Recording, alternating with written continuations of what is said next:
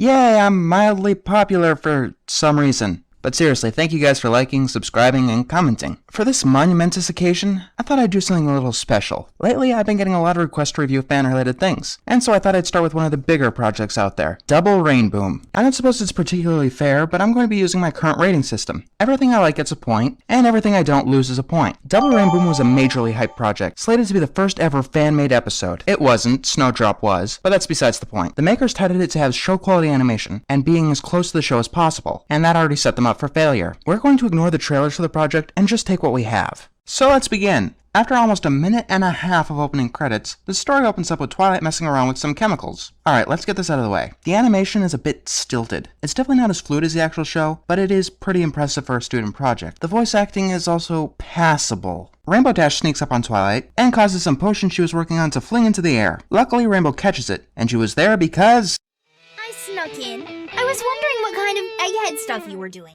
Most of the time, Rainbow doesn't care what Twilight does. In fact, this scene gives her the personality of a flanderized Pinkie Pie. Twilight takes the potion back and attempts to finish it. An explosion is heard, and the two of them are trapped in darkness. The potion creates a plethora of smoke and a troll face. Why? And then it disappears, and the vial falls to the floor mysteriously with a cork in it. Whatever the hell that was about, Rainbow thought it was awesome, and starts flying around the library. Or the laboratory? This is not Rainbow. This is much closer to Pinkie Pie. At least the Pinkie Pie from a friend indeed, with absolutely no consideration for others. Rainbow wants to know what the potion does, but all Twilight tells her is that it could be dangerous. Rainbow comes up with 5 different possibilities, all of which are wrong. That's another thing we have to get out of the way. This episode is almost 30 minutes long. That's because that was the limit the makers needed to hit, but the story clearly didn't warrant that time limit, so this is bolstered with a ton of filler. I'll talk about that towards the end. Because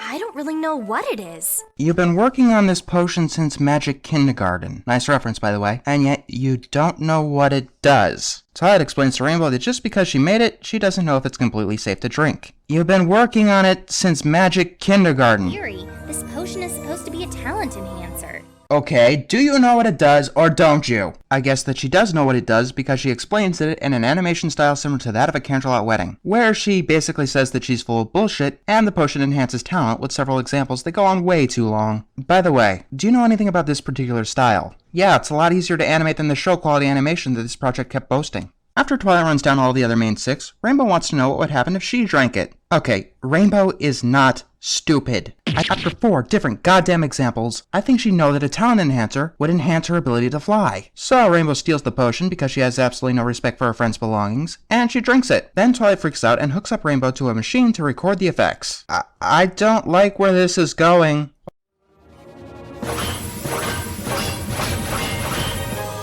I swear, if you go cupcakes on me. Actually, that doesn't happen. Do you know what does happen? A whole lot of nothing. Then Twilight releases Rainbow from the machine and says that she can now fly to test the effects of the potion. Rainbow flies up and crashes through the ceiling, and eventually realizes that she's incredibly high in the sky.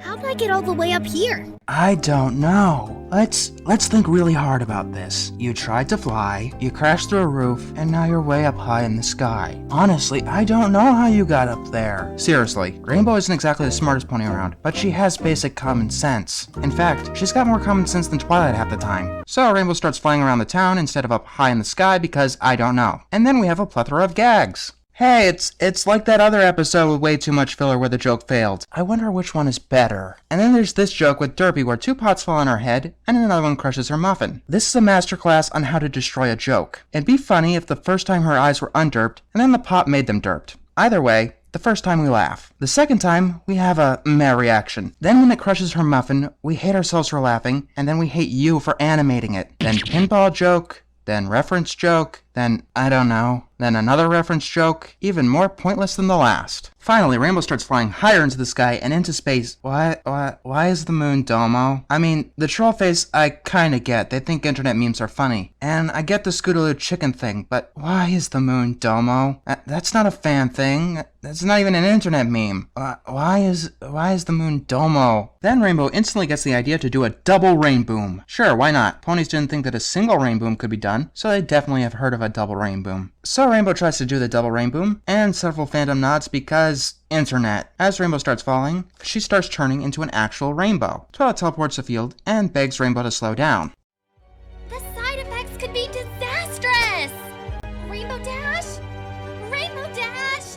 She's in the goddamn sky. I don't think she can hear you whispering. Rainbow performs a double Rainboom and turns Ponyville into Fallout 3. A bunch of townsfolk look forlorn and sad at their destroyed homes, but we're going to ignore that plot. We've got a much more interesting one. Twilight wanders through the forest, gets a Back to the Future reference, and finds that Rainbow went through a wormhole. And this wormhole leads her to Townsville. Let me explain exactly what's wrong with this. Every single trailer for Double Rainboom led people to believe that this would be as show accurate as possible, and kept the crossover plotline a total secret. Not to mention that there was nothing previously in this episode that suggested crossover. If you're going to do one, fine, but let us know up front, and don't blindside us with a trademark notice halfway through. This may seem harsh, but in your own words.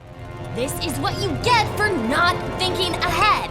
The city of Townsville is under attack! Oh good, glad to see that things haven't changed one bit in 10 years. The Powerpuff Girls show up and beat up the monster, and it's some classic nostalgic action. Until the monster defeats the Powerpuff Girls. That never happened before. Maybe they're having an off day. Rainbow Dash shows up and basically beats the monster up so badly that it decides to surrender. Then the Powerpuff Girls rise up and beat up the monster, who is clearly hesitating. Rule number 1 of a crossover is make sure that you've got both universes correct. The Powerpuff Girls would not beat up a hesitating monster. Okay, maybe Buttercup would, but Blossom probably wouldn't, and Bubbles definitely wouldn't. And it's vice versa about trying to take home a rainbow pony. Oh yeah, the Powerpuff Girls try to take Rainbow Dash home. So she flies off.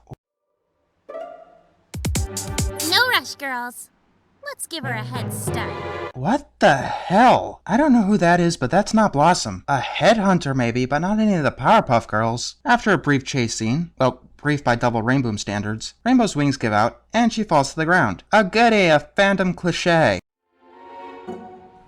What's going on? You've broken your wings for the 11th bajillionth time in a fanfiction. Actually, this is a side effect of the potion. It makes her fly fast, and then it takes away her ability to fly. This is a public service announcement, kids. Don't use steroids. Rainbow starts to hear the ghost of Pinkie Pie. Speaking of creepy, why are there no cars in the city's crossroads? Pinkie Pie uses her fandom fourth wall breaking powers to take Rainbow Dash home. And then Blossom asks the audience where she went. Then the Powerpuff Girls lament the loss of their pony. Yeah, that's what I want to see after all these years. Cartoons from my past crying.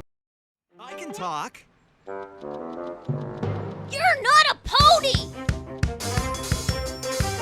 Is Bubbles threatening to beat the dog up? What the hell is with this crossover? So, Rainbow is back in Ponyville, and after Twilight gives her an angry glare, Rainbow sees to destroy Ponyville. And then, like a normal episode of Friendship is Magic, we get a lesson. Don't take things that don't belong to you. How about this for a lesson? Give us the product you advertised, and don't hype the genre of your product until halfway through it. If you didn't hype this up so much, then I personally would have been a lot more impressed, and the critics would have been a lot more lenient on it. Let's make this clear. The only thing still impressive about Double Rainboom is that they actually got Hasbro's permission to use their characters. Don't know if they got Cartoon Network's permission though. Even if I was impressed, I probably still wouldn't like this, because the pieces just don't fit. The story is just an excuse to make the animation both as easy and impressive as possible. That's what I got from Twilight's explanation and the entirety of the Powerpuff Girls universe. Powerpuff Girls were made with easy to draw shapes, as a lot of cartoons were then, because they didn't have things like Flash to make more complex designs like in, say, Friendship is Magic. It's horribly paced, filled with an amazing amount of filler. Floating around on YouTube is a show-length edit that brings it down to 22 minutes, and the plot stays exactly the same. But what they used as filler baffles me. It's constant pop culture references and internet memes, or what they think are references. And then there's the major problems. Rainbow Dash is totally out of character throughout the entire episode. She wouldn't care what Twilight was doing, she would not take something from her friend, she has a solid grounding in common sense, and most importantly, she's an adult. If you picked Pinkie to do this, it'd still be wrong. She wouldn't steal from her friends either, but it would be a lot closer to the show accurate you kept bragging about. If you're going to make an episode like this, start with the story. Make sure you've got the whole thing done and checked over, and then you start to animate. But what you should mostly get out of this review is do not overhype your product, or you're just setting yourself and everyone else up for disappointment.